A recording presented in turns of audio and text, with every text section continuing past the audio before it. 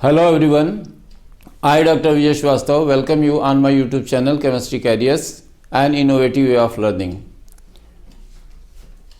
Structure of atom के इस video lecture में हम आपको आज बताने जा रहे हैं बोर्स एटॉमिक मॉडल। ये model Danish physicist professor Niels Bohr ने दिया था 1913 में, और ये मॉडल रदरफोर्ड मॉडल की शॉर्टकमिंग्स को दूर करने के लिए दिया गया था। तो आपको थोड़ा सा रेफरेंस बताएं कि रदरफोर्ड मॉडल में न्यूक्लियस का कंसेप्ट बताया गया, और ये बताया गया कि न्यूक्लियस के सराउंडिंग में इलेक्ट्रॉन सर्कुलर ऑर्बिट्स में रिवॉल्व करते हैं, जिनमें न्यूक्लियस की ओर सेंट्रीपिटल फोर्स और बाहर की ओर सेंट्रीफ्यूगल फोर्स काम करता है, जिससे इलेक्ट्रॉन न्यूक्लियस में ड्रॉप नहीं होता है।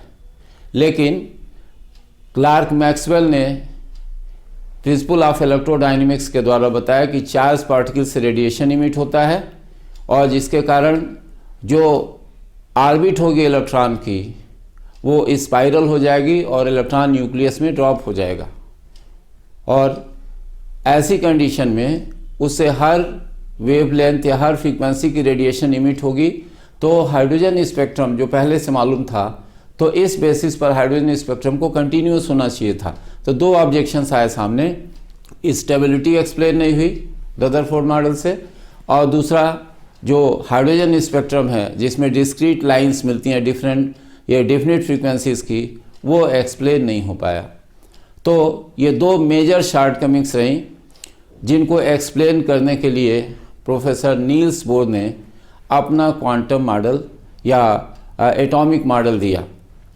ये जो मॉडल है वो मैक्स प्लैंक के क्वांटम सिद्धांत पर बेस्ड है,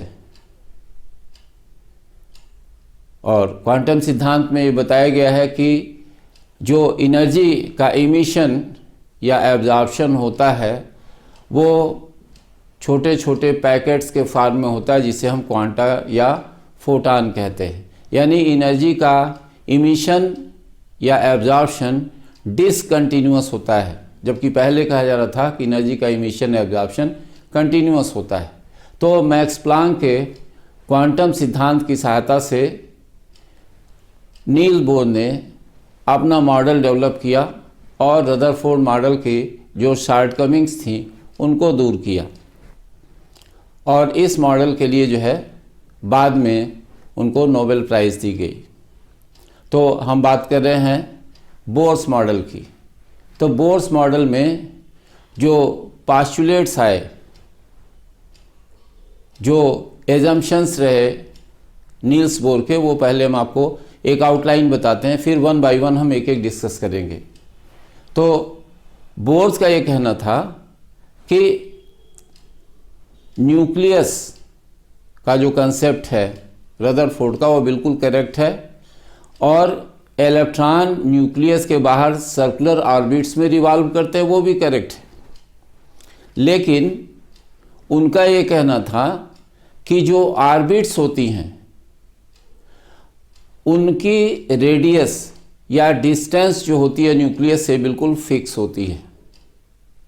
जैसे कि हम इमेजिन कर सकते हैं कि न्यूक्लियस के बाद हर पॉइंट पर एक ऑर्बिट की पॉसिबिलिटी होगी, लेकिन बहुत सारे परमिसिबल ऑर्बिट्स में से इलेक्ट्रॉन सभी ऑर्बिट्स में रिवॉल्व नहीं करेंगे। जिन ऑर्बिट्स में रिवॉल्व करेंगे वो ऑर्बिट्स जो होंगी कहलाती हैं स्टेशनरी ऑर्बिट्स या अलाउड एनर्जी स्टेट्स। तो कहने का मतलब यह है कि बोर की सबसे पहली बात रही है कि इलेक्ट्रॉन न्यूक्लियस के बाहर डिफिनिट ऑर्बिट्स में रिवॉल्व करते हैं, इनको हम स्टेशनरी स्टेट्स या अलाउड एनर्जी स्टेट्स कहते हैं। दूसरी बात, कैसे डिसाइड करेंगे कि ये अलाउड एनर्जी स्टेट जो होगी वो क्या है, या किसको मान लेंगे कि यही अलाउड एनर्जी स्टेट है। तो उसके लिए बोर ने बताया कि जो बहुत सारी परमिसिबल ऑर्बिट्स हैं इलेक्ट्रॉन के लिए, उनमें इलेक्ट्रॉन उन्हीं ऑर्बिट्स में रिवॉल्व करता है जिसमें उसका एंगुलर मोमेंटम h/2 पाई का इंटीग्रल मल्टीपल होता है। यानी एंगुलर मोमेंटम जो है वो h/2 पाई के n टाइम्स होगा। n की वैल्यू 1, 2, 3 हो सकती है, n की वैल्यू 0 नहीं होगी। तो एंगुलर मोमेंटम जो होगा वो h/2 पाई का इंटीग्रल मल्टीपल हुआ, और इसी कंडीशन को कहा गया क्वांटाइजेशन ऑफ एंगुलर मोमेंटम। यानी जो रिस्ट्रिक्शन अप्लाई हुआ परमिसिबल ऑर्बिट्स में और ये शार्ट आउट किया गया कि डिफिनिट ऑर्बिट कौन सी होगी, तो वहाँ क्वांटाइजेशन रूल लगा और उसमें कहा गया कि इलेक्ट्रॉन बहुत सारी परमिसिबल ऑर्बिट्स में से केवल उन्हीं ऑर्बिट्स में रिवॉल्व करेगा जिसमें उसका एंगुलर मोमेंटम क्वांटाइज्ड हो जाएगा या h/2 पाई का इंटीग्रल मल्टीपल होगा। इसीलिए उन ऑर्बिट्स को जिनमें इलेक्ट्रॉन रिवॉल्व करता है उनको हम स्टेशनरी ऑर्बिट्स कहते हैं। उसके बाद से उन्होंने बताया कि इलेक्ट्रॉन जिन ऑर्बिट्स में रिवॉल्व करता है उस ऑर्बिट की एक डिफिनिट एनर्जी होती है। यानी हर ऑर्बिट, न्यूक्लियस के बाहर डिफरेंट डिस्टेंसेस पर ऑर्बिट्स होंगी, स्टेशनरी ऑर्बिट्स, और हर ऑर्बिट के साथ एनर्जी की एक डिफिनिट अमाउंट एसोसिएटेड होगी। इसीलिए इनको हम एनर्जी स्टेट्स कह रहे हैं। और जब इलेक्ट्रॉन किसी एनर्जी स्टेट में रिवॉल्व करेगा तो जैसे जैसे टाइम बीतता जाएगा उसकी एनर्जी में कोई चेंज नहीं आएगा। यानी इलेक्ट्रॉन की एनर्जी जब तक किसी एक ऑर्बिट में रिवॉल्व कर रहा है बिल्कुल चेंज नहीं होती है, लेकिन जब उसे एक सूटेबल एनर्जी का रेडिएशन मिलता है या वो एब्जॉर्ब करता है तो अपने से हायर एनर्जी स्टेट में जा सकता है, या अगर हायर एनर्जी स्टेट में है तो वहाँ से लोअर एनर्जी स्टेट में वापस आ सकता है और डिफिनिट फ्रीक्वेंसी का रेडिएशन जो था वो बाहर इमिट होगा। तो अब ये जो इमिशन या एब्जॉर्प्शन हुआ उसकी फ्रीक्वेंसी जो होती है हम फाइंड आउट कर सकते हैं, जो फॉर्मूला है डेल्टा E = h से। और इस कंडीशन में जो न्यू की वैल्यू होगी वो डेल्टा E/h। ये सारी चीज़ें हम लोग बोर्ड पर रिप्रेजेंटेशन के द्वारा देखेंगे। तो ये जो फ्रीक्वेंसी आती है इस इक्वेशन को कहा गया बोर्स फ्रीक्वेंसी रूल। तो डिफिनिट फ्रीक्वेंसी का रेडिएशन इमिट होना या डिफिनिट फ्रीक्वेंसी का रेडिएशन एब्जॉर्ब होना ये बताता है कि जो एनर्जी है वो क्वांटा के रूप में ही या क्वांटा के फॉर्म में ही इमिट हो सकती है या एब्जॉर्ब हो सकती है। तो ये कंडीशन हुई क्वांटाइजेशन ऑफ एनर्जी। तो इसकी सहायता से बोर ने रदरफोर्ड मॉडल की जो शॉर्टकमिंग्स थी उनको दूर किया।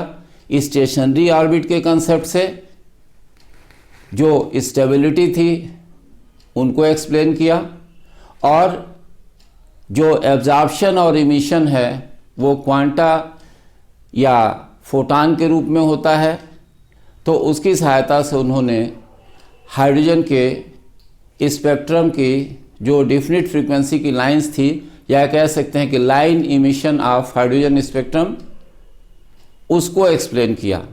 तो इस तरह से रदरफोर्ड मॉडल की जितनी भी शॉर्टकमिंग्स थी वो बोर मॉडल के द्वारा दूर हो गई। तो स्टार्ट कर रहे हैं हम लोग इस बार बोर्स एटॉमिक मॉडल। देखते हैं।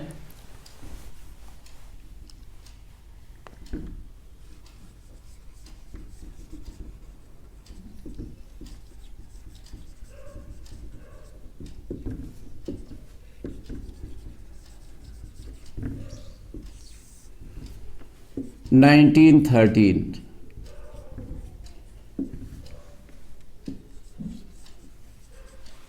given by Danish physicist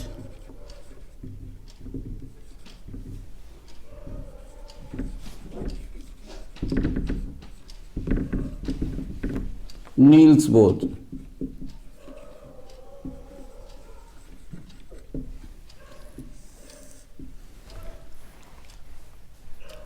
basis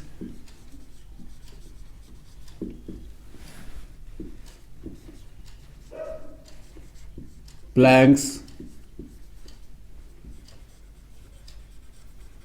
quantum theory.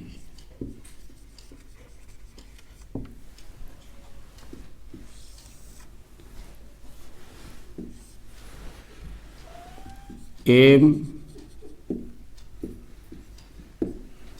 to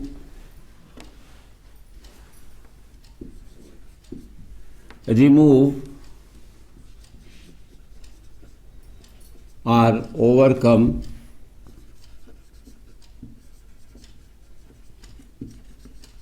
the shortcomings of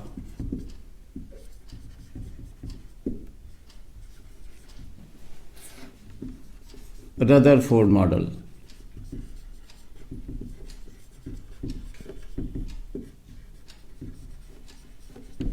तो ये हमने बताया कि बेसिस क्या रहे इसके, प्लैंक्स, ये बेसिस रही प्लैंक्स क्वांटम थियरी। और किस लिए मॉडल उन्होंने दिया कि रदरफोर्ड मॉडल की जो शॉर्टकमिंग्स थी उनको रिमूव करना था।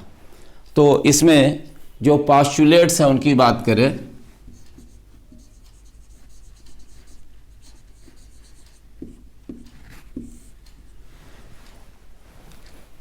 पोस्टुलेट्स में number 1, electrons revolve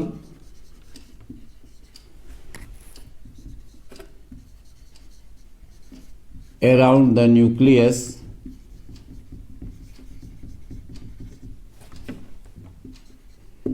in definite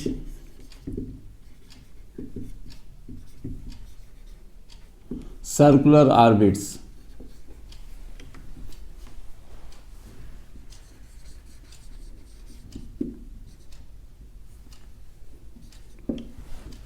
These orbits are called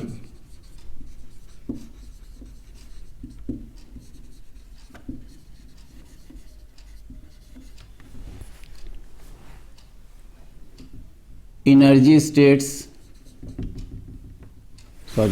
These orbits are called stationary states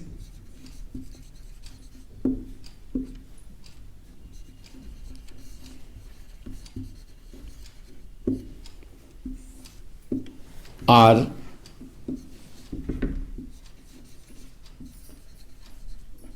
allowed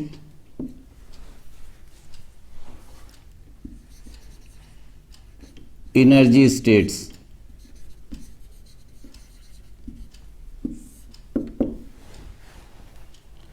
तो ये फर्स्ट पोस्टुलेट हमने आपको बताया कि the electrons move around the nucleus in definite circular orbits. These orbits are called stationary states are allowed energy states.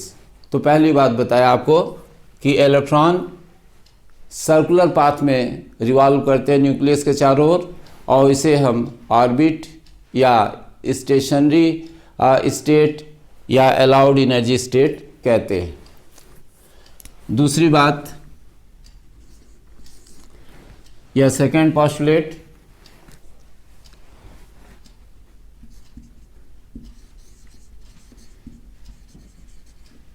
electrons while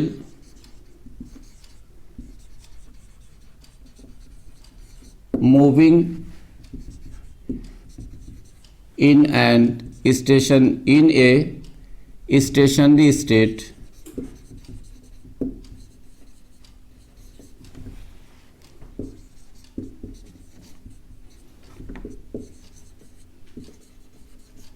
do not lose energy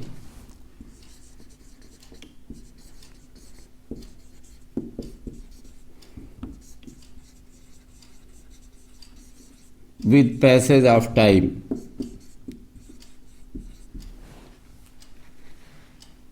That is, each energy state, each stationary state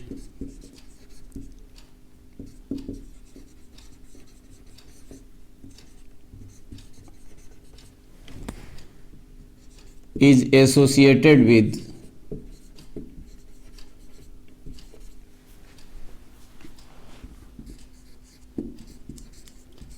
a definite amount of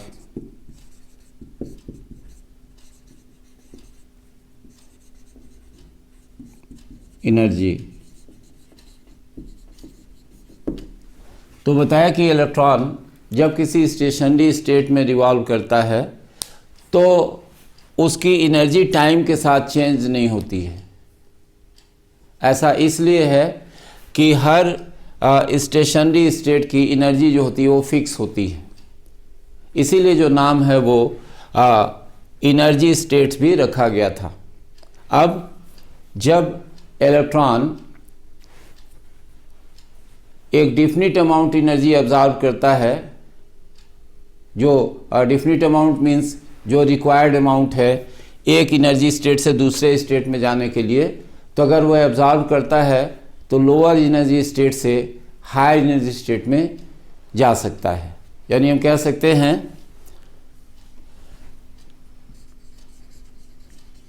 when an electron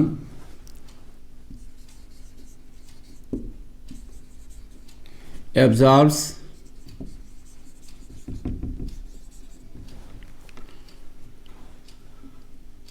required amount of energy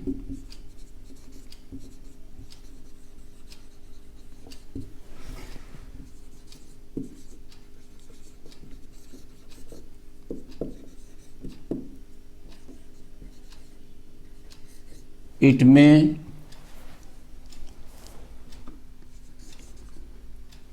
go into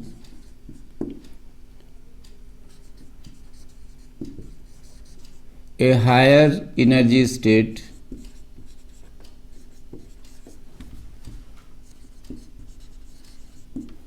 from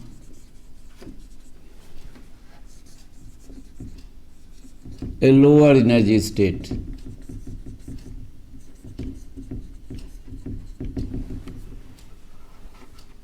Similarly,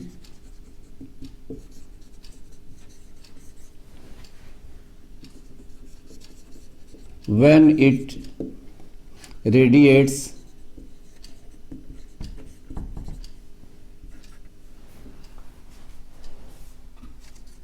a definite amount of energy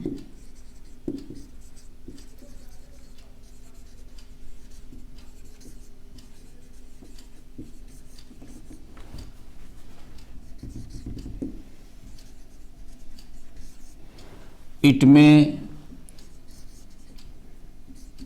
go to a lower energy state from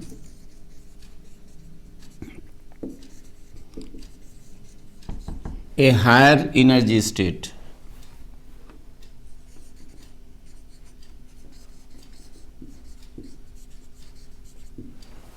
तो बताया आपको कि electron lower energy state से जब higher energy state में जाता है तो एनर्जी की एक डिफिनिट अमाउंट जो है वो एब्जॉर्ब करता है, और इसी तरह से जब वो हायर एनर्जी स्टेट से लोअर एनर्जी स्टेट में आता है तो एनर्जी की एक डिफिनिट अमाउंट जो होता है वो इमिट करता है या रेडिएट करता है। तो ये बताया आपको हमने सेकेंड पॉइंट कि इलेक्ट्रॉन्स जब मूव करते हैं किसी भी स्टेशनरी स्टेट में तो समय के साथ उनकी एनर्जी में कोई चेंज नहीं होता, इसीलिए इन स्टेशनरी स्टेट्स या ऑर्बिट्स को हम एनर्जी लेवल्स भी कहते हैं या एनर्जी स्टेट्स भी कहते हैं। तो ये दो पॉइंट हमने बताया, दूसरे पॉइंट को थोड़ा डिटेल में हमने बताया आपको। अब हम बात करते हैं थर्ड पॉइंट की या थर्ड पोस्टुलेट की। तो ये पॉइंट्स आप नोट कर सकते हैं या स्क्रीनशॉट इसका ले सकते हैं आप। अब हम स्विच ओवर हो रहे हैं किधर, थर्ड पोस्टुलेट के लिए। तो देखें थर्ड पोस्टुलेट क्या है।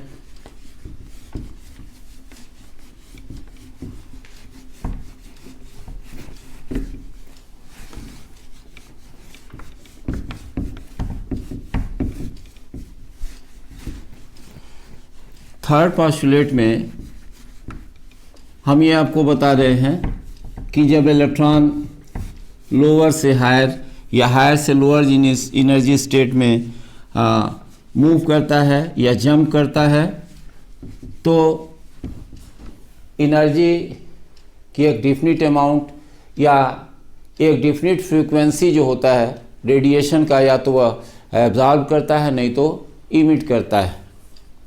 तो जो पोस्टुलेट नंबर 3 है,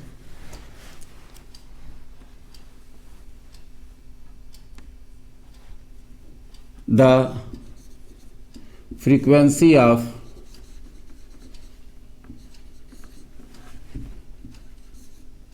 emitted or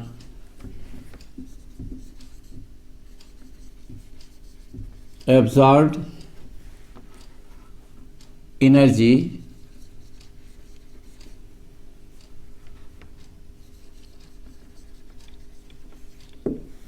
during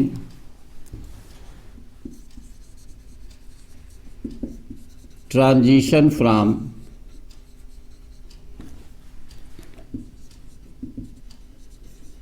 higher to lower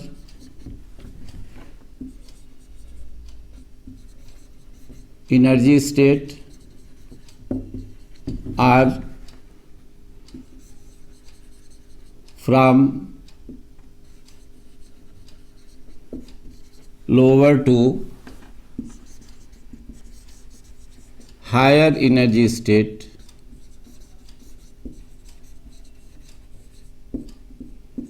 is given by the formula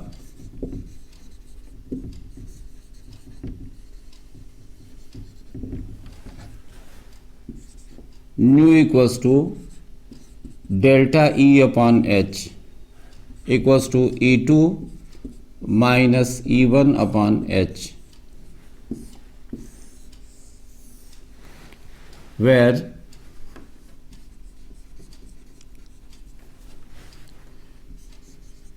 H equals to Planck's constant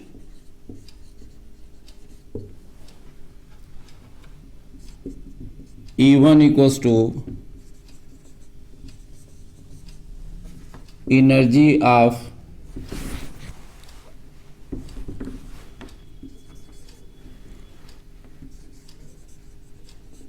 lower energy state state 1 and E2 equals to energy of higher energy state 2। तो ये जो equation है या ये जो formula है जिससे हम इमिटेड या एब्जॉर्ब रेडिएशन की फ्रीक्वेंसी ट्रांजिशन के समय फाइंड आउट कर सकते हैं, ये फार्मूला जो होता है कहलाता है बोर्स फ्रीक्वेंसी रूल।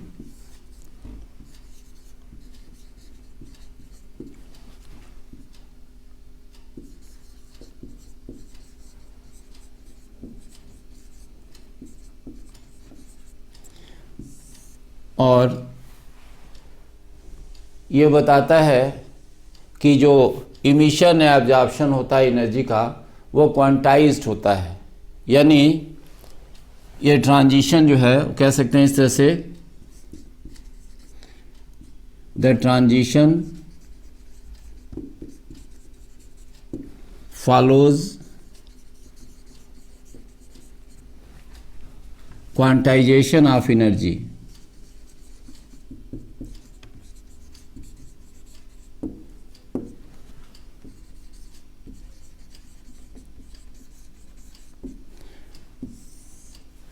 तो ट्रांजिशन के समय ये क्वांटाइजेशन ऑफ एनर्जी जो प्लैंक्स क्वांटम थियरी की बेसिस है वो इसमें फॉलो हो रही है।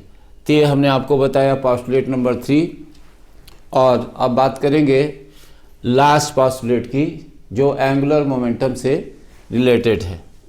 तो इसका भी आप स्क्रीनशॉट ले सकते हैं या इसे नोट कर सकते हैं आप।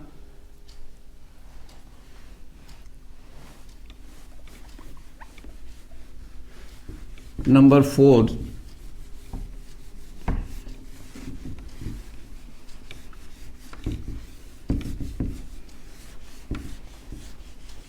इसमें हम ये बताएंगे आपको कि किसी भी एनर्जी स्टेट में जो मूविंग इलेक्ट्रॉन है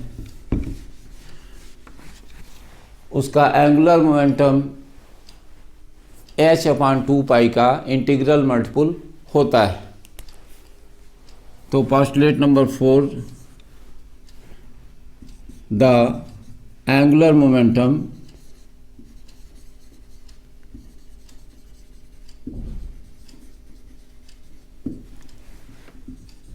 of an electron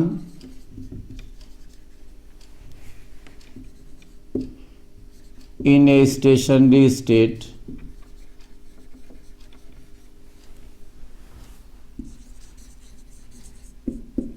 is given by the formula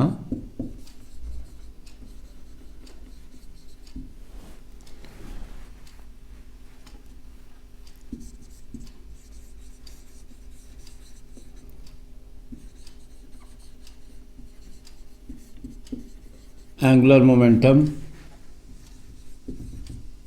mvr equals to nh/2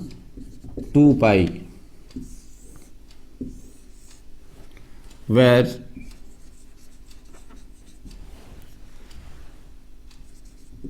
n equals to 1, 2, 3 and so on, that is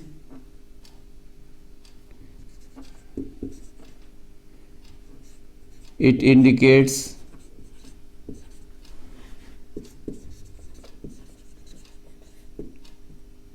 the serial number of energy state, and now it is called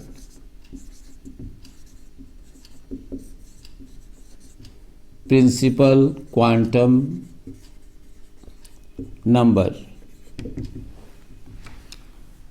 m equals to mass of electron, v equals to tangential velocity, r equals to radius of orbit and h equals to Planck's constant. तो ये बताया कि जो angular momentum होता है वो h/2 का integral multiple होगा, यानी कह सकते हैं कि जो वैल्यू होगी mvr की इक्वल्स टू h/2 या 2h/2 या 3h/2, इस तरह से इसकी वैल्यूज़ होंगी। इसको कहते हैं quantization of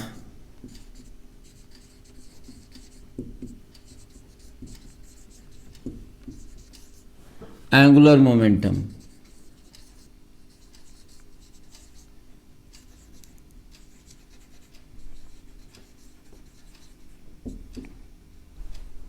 quantization of angular momentum यानी कोणीय संवेग का क्वांटीकरण। तो ये हमने आपको बताया कि बोर्स की जो पोस्टुलेट्स हैं वो बताते हैं कि इलेक्ट्रॉन्स केवल डिफिनिट एनर्जी वाले ऑर्बिट्स में ही रिवॉल्व करते हैं और इसीलिए इनको एनर्जी स्टेट्स भी कहते हैं या स्टेशनरी स्टेट्स कहते हैं, क्योंकि ये बिल्कुल फिक्स्ड होती है, न्यूक्लियस से इसकी डिस्टेंस फिक्स होती है और इलेक्ट्रॉन जब तक किसी एनर्जी लेवल में या किसी स्टेशनरी स्टेट में रिवॉल्व करता है ना तो वह एनर्जी एब्जॉर्ब करता है ना ही एनर्जी इमिट करता है। ये एक्सप्लेन करता है कि एटम जो है वो स्टेबल है। उसके बाद एनर्जी का एब्जॉर्प्शन या इमिशन तभी होता है जब इलेक्ट्रॉन एक एनर्जी स्टेट से दूसरे एनर्जी स्टेट में जाता है। तो चूंकि दोनों एनर्जी स्टेट्स की एनर्जी फिक्स है इसलिए जो एनर्जी डिफरेंस होगा वो भी फिक्स होगा और हमको पता है कि जो एनर्जी होती है, हमने फॉर्मूला पढ़ा है delta E equals to h nu. ये एनर्जी है जो delta E means the energy involve in transition either from lower to higher energy state और from higher to lower energy state. तो नेचुरली इससे रिलेटेड फ्रीक्वेंसी भी definite होगी, इसीलिए hydrogen spectrum में डिफिनिट फ्रीक्वेंसी की लाइंस मिलती हैं। जो लाइन इमिशन स्पेक्ट्रम हाइड्रोजन का वो डिस्क्रीट होता है, उसमें बिल्कुल फिक्स्ड एनर्जी की लाइंस मिलती हैं। तो इस तरह से हम कह सकते हैं कि ये जो मॉडल है अपने पोस्टुलेट की सहायता से हाइड्रोजन स्पेक्ट्रम को सक्सेसफुली एक्सप्लेन करता है। तो ये हमने पोस्टुलेट्स बताए आपको बोर्स मॉडल के। बोर्स मॉडल में बोर्स मॉडल को अगर रिप्रेजेंट करें तो हम इस तरह से दिखा सकते हैं, ये न्यूक्लियस और ये ऑर्बिट जिसमें इलेक्ट्रॉन रिवॉल्व करेगा, यहाँ इलेक्ट्रॉन है, इसका मास m है। ये ऐसे दिखला रहे हैं v जो कि टेंजेंशियल वेलोसिटी है, ये रेडियस है, ये चार्ज है प्लस ZE, और इस पर ये सेंट्रीपिटल फोर्स काम करेगा इस डायरेक्शन में और आउटसाइड काम करेगा सेंट्रीफ्यूगल फोर्स, जो एक दूसरे को काउंटर बैलेंस कर लेते हैं। तो ये बताया बोर्स एटॉमिक मॉडल का रिप्रेजेंटेशन। तो इस तरह से आपको बताया कि बोर्स एटॉमिक मॉडल ने जो ऑब्जेक्शंस थे रदरफोर्ड मॉडल के, उन दोनों ऑब्जेक्शंस को ओवरकम किया या उन प्रॉब्लम्स को सॉल्व किया। तो ये मॉडल जो है वो काफ़ी इम्पॉर्टेंट है। अब इस मॉडल के भी कुछ शॉर्टकमिंग्स हैं, उनकी बात करें।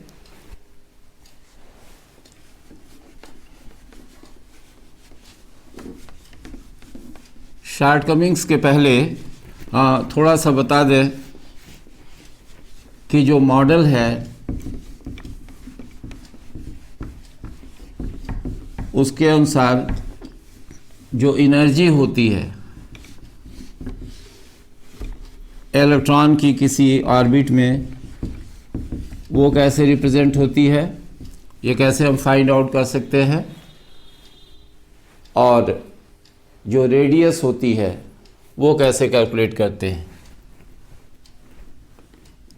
तो यह हम बता रहे हैं according to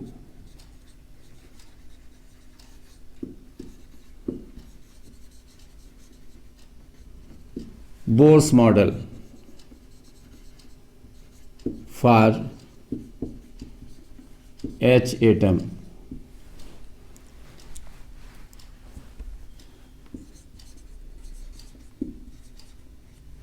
radius R n equals to A0 into n square, where A0 equals to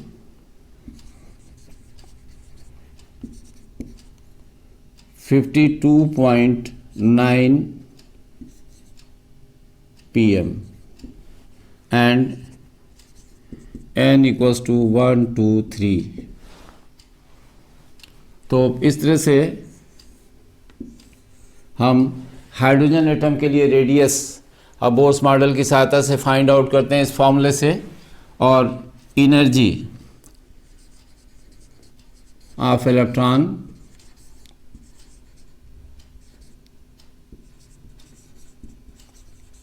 अगर इसको रिप्रेजेंट करें En से, तो minus 2.18 into 10 to power minus 19, sorry 2.18 into 10 to power minus 18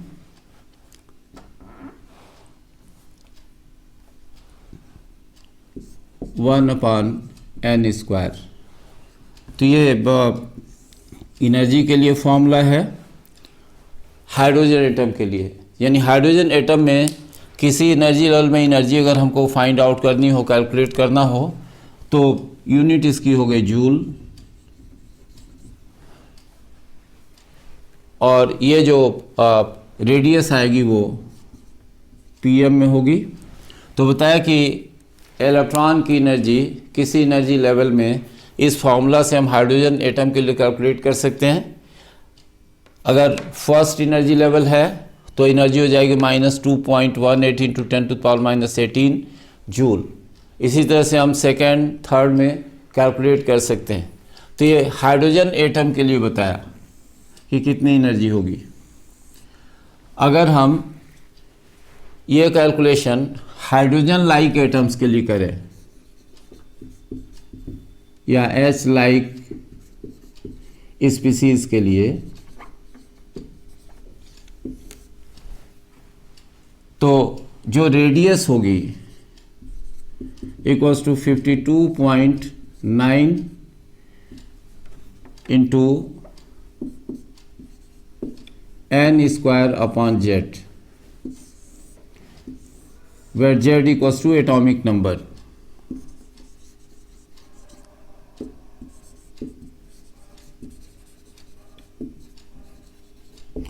और उसी तरह से जो एनर्जी होगी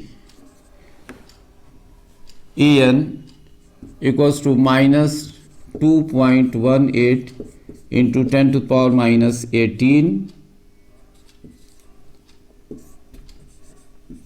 z² n²। तो ये जो z है वो इसमें भी एटॉमिक नंबर है और यूनिट जो होगी इसमें pm और इसमें यूनिट जो होगी वो जूल होती है। तो इस तरह से आपको बताया कि जो एनर्जी होती है हाइड्रोजन लाइक एटम्स की कैसे कैलकुलेट होती है। अब हम आपको बताएं बोर मॉडल की शॉर्टकमिंग्स के बारे में। इसे आप नोट कर लीजिए।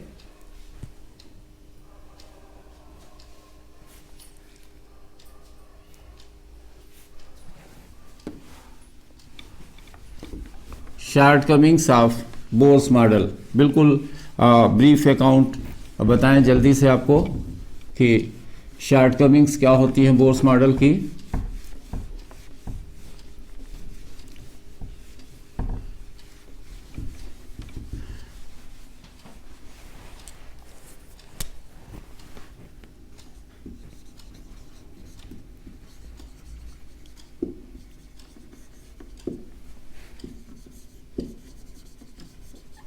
Shortcomings of Bohr's model.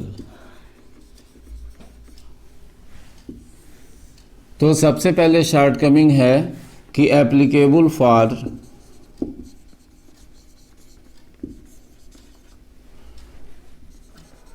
One electron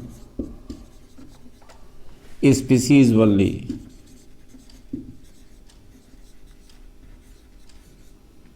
like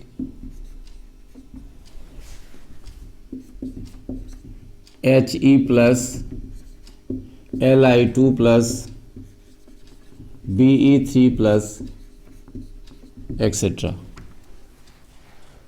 मतलब ये मॉडल जो है वो मल्टी इलेक्ट्रॉन सिस्टम के लिए एप्लीकेबल नहीं है। Second, fails to explain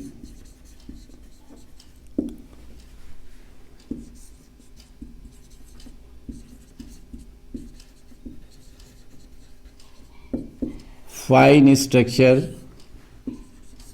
of hydrogen spectrum।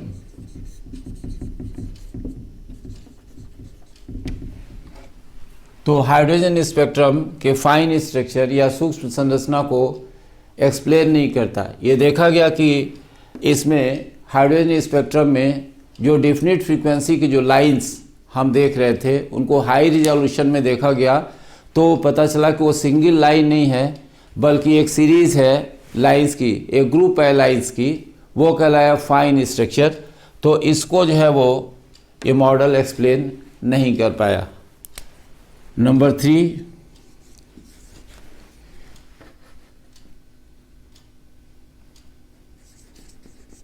does not explain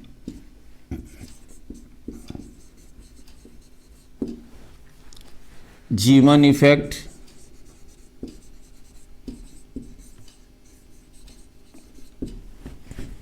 that is splitting of spectral lines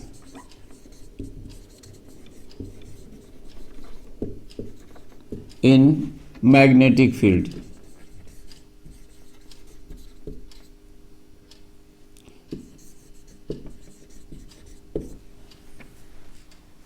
चुंबकीय क्षेत्र में हाइड्रोजन स्पेक्ट्रम की जो लाइंस थी, स्पेक्ट्रल लाइंस, उनकी स्प्लिटिंग को एक्सप्लेन नहीं कर पाया। इसी स्प्लिटिंग को हम कहते हैं जीमन इफेक्ट। और इसमें कह सकते हैं does not explain also Stark effect,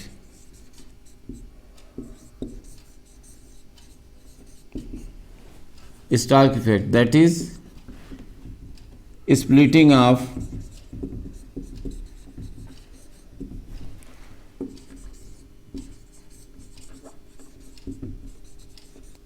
spectral lines in electric field।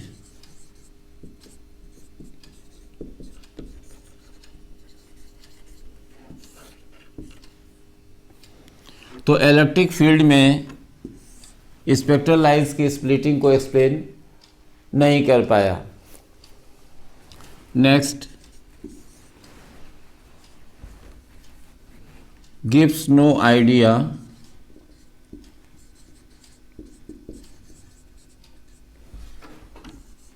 Of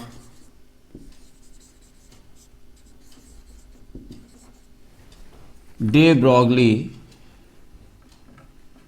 wave concept।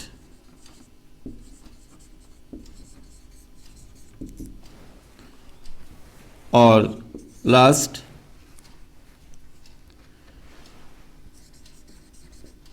not in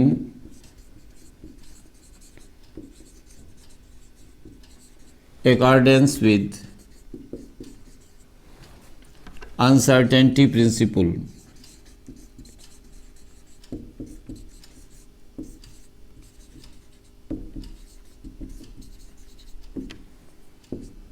तो अनसर्टेनिटी प्रिंसिपल के अनुरूप नहीं है, यानी कह सकते हैं कि the physical picture of the atom is not correct. तो ये हमने आपको बताया शॉर्ट कमिंग्स के बारे में। एक बार फिर से देखते हैं। शॉर्ट कमिंग्स में मॉडल केवल वन इलेक्ट्रॉन सिस्टम जैसे हाइड्रोजन और हाइड्रोजन लाइक स्पीसीज जिनमें कि केवल एक ही इलेक्ट्रॉन होता है उनके लिए एप्लीकेबल है। दूसरे हाइड्रोजन स्पेक्ट्रम की जो फाइन स्ट्रक्चर है उसको एक्सप्लेन नहीं करता है, जीमन इफेक्ट को एक्सप्लेन नहीं करता है, स्टार्क इफेक्ट को एक्सप्लेन नहीं करता है। फिर डे ब्रॉगली का जो वेव कंसेप्ट है उसके बारे में कोई आइडिया इससे नहीं मिलती है। और ये जो अनसर्टेनिटी प्रिंसिपल है उस अनसर्टेनिटी प्रिंसिपल के अकॉर्डिंगली ये मॉडल नहीं है। तो ये हमने बताया आपको कि बोर्स मॉडल की लिमिटेशंस क्या हैं। तो इस वीडियो लेक्चर में इतना ही। नेक्स्ट जो सेगमेंट्स होंगे इनको हम अगले वीडियो लेक्चर में देखेंगे। आप वीडियोस देखते रहिए और अपने कमेंट्स मेंशन करते रहिए। आपके कमेंट्स बहुत ही इम्पॉर्टेंट है।